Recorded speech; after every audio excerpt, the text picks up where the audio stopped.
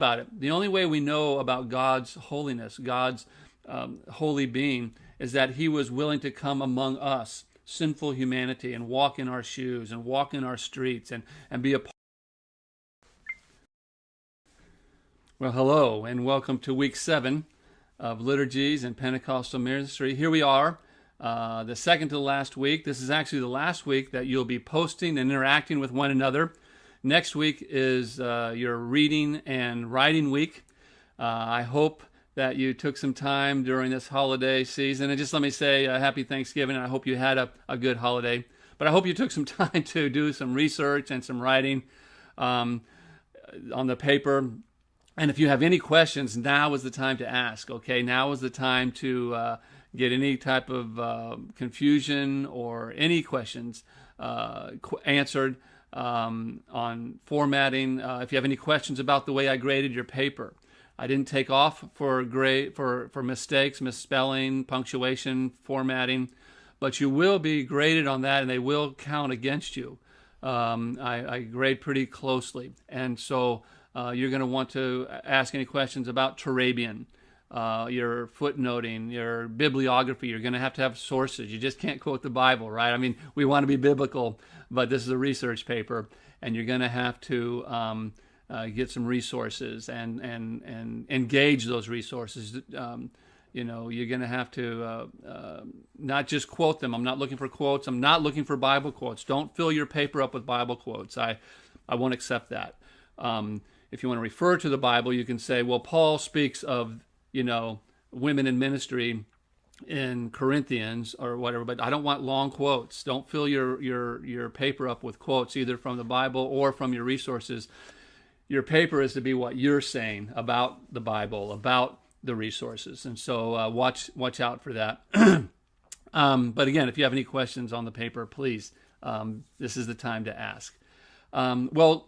We're talking about foot washing this week, which is a very important topic for Pentecostals. Speaking, of course, of Tomlinson's chapter 7 in his second edition. I think it's chapter 6 in the first edition. You'll just have to make sure you're reading on foot washing this week.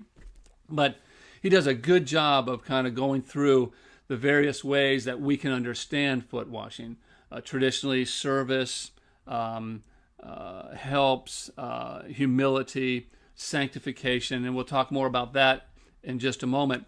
But he does a good job, and I don't have a whole lot to say about that, except that I hope that with the readings this week, and especially with the resources that I'm going to share with you at the end of this video, that you'll be able to take these materials and integrate them into your ministry and help bolster, if you will, help to revitalize the sacrament of foot washing. I don't know about in the islands or Africa, Europe, or South America, or even Asia, but I do know that in North America, in the United States in particular, foot washing has kind of gone to the side, where we're not practicing it that much. And I think it's because of a misunderstanding.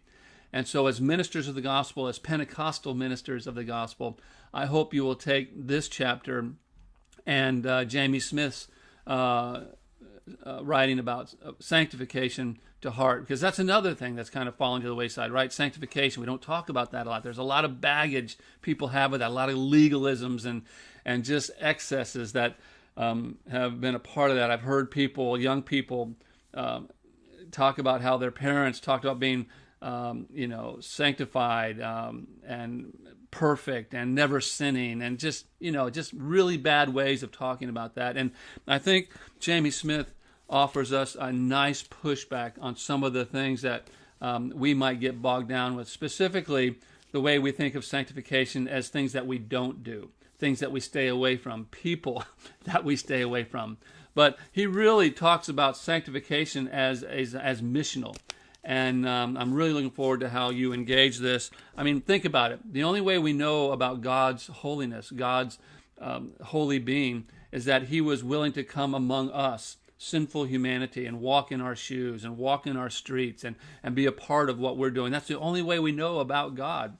And so he pushes back on that, and I hope that you'll engage Smith in ways that will help, again, bolster this understanding of not only foot washing, but also sanctification. Well, there's another reading this week that we have, and that is Dr. Chris Green's article on the table and the altar. And I just kind of throw this in there just to give you a taste of what it might look like to begin to integrate these ancient liturgies, these sacraments, the liturgical forms into a Pentecostal context. And Chris Green is somebody that you're going to want to take note of. He is a young theologian that is just on the cutting edge of just about everything. He's well known, not only in the Pentecostal circles, but outside of them. And he is a creative voice in the area of theology right now that you're going to want to get acquainted with Chris Green. He will be, and just mark this down, Chris Green is going to be a very influential theologian for the 21st century. And you're going to want to get to know him. I just wanted to give you a taste of his writings. I'm looking forward to you engaging Chris this week in our discussions. There's a lot to discuss, I know, and I know there is time limitations, but I hope that you will take time to kind of engage all these works. And let's make this week kind of going out with a bang. That is, let's go out with just a good sense of discussion back and forth. And I'm looking forward to what you have to say about these readings. Well, in closing, I do want to talk about another resource and a Pentecostal scholar that you will want to get acquainted with, and that is Dr. Chris Thomas. Dr. Thomas is a professor at the seminary, and if you continue your studies, I hope that you'll have the opportunity to learn under him, to study under him. If you go into graduate work, master's, doctoral work, just let me tell you that if Chris Thomas is teaching in any given semester, you're going to want to take his classes. That's just, I don't know how else to say. Dr. Thomas is a biblical scholar. He is a Johannine scholar. His Gospel of John class is just incredible, along with his epistles of John and his teaching on the book of Revelation. He has written a commentary on it. I think it's 800 pages. And I was in his class when he was finishing up that commentary, and I had the opportunity to help edit that in a small way.